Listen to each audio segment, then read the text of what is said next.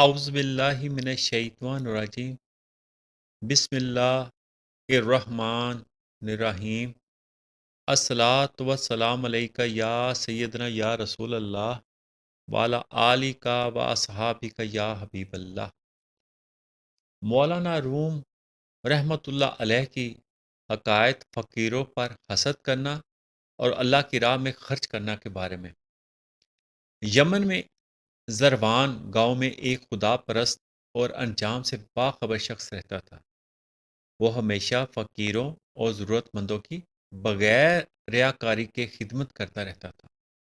گیہوں آتے تو ان میں سے بھوکھوں کو دیتا، آٹے سے بھی کچھ خرچ کرتا، روٹی بنتی تو اس میں سے بھی کسی کو کھلاتا، جو کچھ فصل بوتا تو پیداوار میں سے بجائے عشر کے اس سے بہت زیادہ اللہ کی راہ میں خرچ کرتا۔ وہ ہمیشہ اپنی اولاد کو نصیحت کرتا کہ 10واں حصہ تو ضرور خیرات کرتے رہنا، کیونکہ یہ پیداوار حقیقتاً اللہ کی جانب سے ہے۔ پیداوار میں سے اگر خرچ کرو گے تو فائدے میں رہو گے۔ خرچ کرنے سے رزق کھلتا ہے۔ پیداوار کے ظاہری اسباب تو محض ایک پردہ ہے، ورنہ اصل داتا تو اللہ ہی کی ذات ہے۔ قرآن میں ہے، ان لوگوں کی مثال جو اللہ کے راستے میں صرف کرتے ہیں، ایک دانہ کی سی ہے جس نے 7 بالیں اگائیں اور ہر بالی میں 100 دانے، اور خدا جس کے لیے چاہتا ہے 2 گنا کر دیتا ہے۔ جب انسان اسباب سے مایوس ہو جاتا ہے تو پھر اللہ ہی سے مانگتا ہے۔ کھیت کی تباہی پر سر پیٹ کر اللہ سے دعا کرنا اس بات کی دلیل ہے کہ ہر انسان اصل رزق دینے والا اللہ ہی کو سمجھتا ہے۔ اصل مستی بھی خدا کے عشق سے ہی حاصل ہوتی ہے۔ انسان کو اس مستی کی جستجو کرنی چاہیے۔ بھنگ اور شراب کی مستی بختی ہوتی ہے۔ انسان کی اصل مالداری نفس کی مالداری ہے، جو کہ عطائے خداوندی ہے۔ انسان اپنے خزانے اور مال کو دنیا میں ہی چھوڑ جاتا ہے۔ قرآن میں ہے، قیامت کے دن ہر شخص اپنے بھائی، اپنی ماں، اپنے باپ، اپنی بیوی اور اپنی اولاد سے بھاگے گا۔ ہر ایک کی وہ حالت ہوگی جو دوسروں سے لاپرواہ کر دے گی۔ اس حالت کی وجہ سے انسان کے لیے اس کا ہر دوست اس کا دشمن ثابت ہوگا، کیونکہ وہ دوست بھی بت کی طرح ہیں۔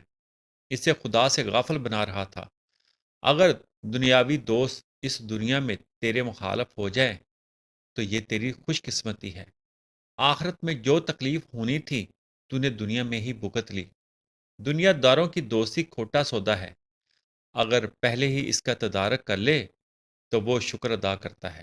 دنیا کا کوئی دوست بگڑے تو شکوہ نہ کر، بلکہ شکر ادا کر کہ تو اس پھندے سے بچ گیا۔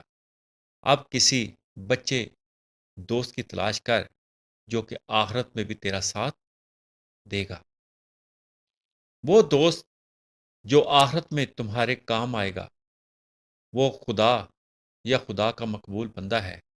جب اللہ کا کسی پر کرم ہوتا ہے تو وہ ایسے اسباب پیدا کر دیتا ہے کہ انسان دنیاوی علائق توڑ دیتا ہے۔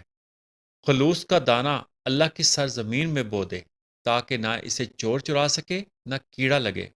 شیطان دل میں فقر کے وسوسے پیدا کرے تو اسے لاحول کی دیمک لگا دے۔ باپ نے بہت سمجھایا لیکن وارث پر کوئی اثر نہ ہوا۔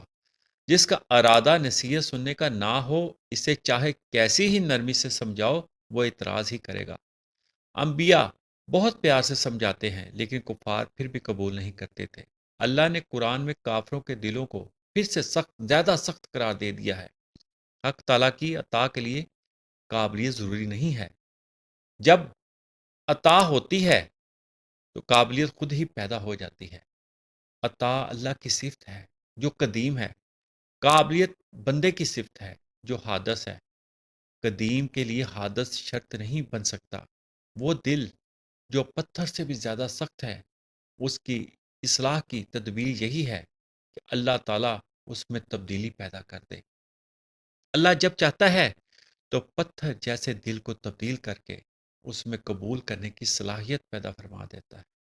اللہ کی طرف سے جو فیض اور عطا ملتی ہے اس کی دو قسمیں ہیں، فیض اقدس اور فیض مقدس۔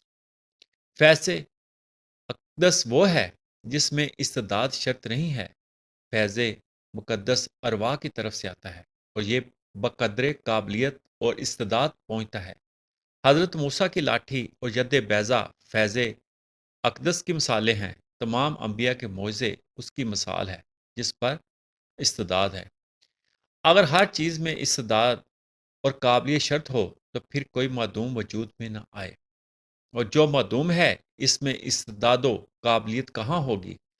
عام طور پر سنت الہی یہی ہے کہ ہر چیز کے اسباب مہیا ہوں اور قابلیت ہو تو عطا ہوتی ہے۔ معجزے یعنی فیض اقدس محض مشیت الہی سے ظہور میں آتے ہیں۔ ویسے تو عزت اسباب سے حاصل ہوتی ہے، لیکن اللہ کی قدرت میں ہے کہ بلا سبب بھی عزت عطا فرما دے۔ عوام کو اسباب ضرور اختیار کرنے چاہیے، لیکن مسبب الاسباب سے غفلت نہیں برتنی چاہیے۔ اللہ تعالیٰ کی قدرت اسباب کی محتاج نہیں ہے۔ عوام اپنے مقاصد کی تلاش میں اسباب سے مدد لیتے ہیں، لیکن انہوں نے اسباب کو قدرت کے لیے حجاب بنا لیا ہے، کیونکہ ہر شخص بلا واسطہ قدرت کے مشاہدے کا اہل نہیں ہے۔ لیکن انسان کو وہ نظر اپنانی چاہیے جو اسباب کو چاک کر کے اصل قدرت کو دیکھ سکے۔ جب وہ ایسا کر لے گا تو اس کی نظر میں اسباب بے حقیقت ہو جائیں گے۔ جان لو کہ ہر خیر و شر باری تعالیٰ ہی کی طرف سے ہیں۔ اسباب محض خیالی چیزیں ہیں اور ان کا مقصد یہ ہے کہ انسان پر کچھ زمانہ غفلت کا گزرے اور غیب پر ایمان کے فضائل حاصل ہو سکے۔ بہت خوبصورت مولانا روم میں اس میں فرمایا کہ اللہ کی راہ میں کم از کم 10% خرچ کرنا چاہیے، اور اسباب لازمی ہے دنیا میں، لیکن ہمیشہ نظر مسبب الاسباب پہ رکھنی چاہیے۔ اللہ پاک ہمیں اس پر قائم ہونے کی ہمت عطا فرمائے، آمین۔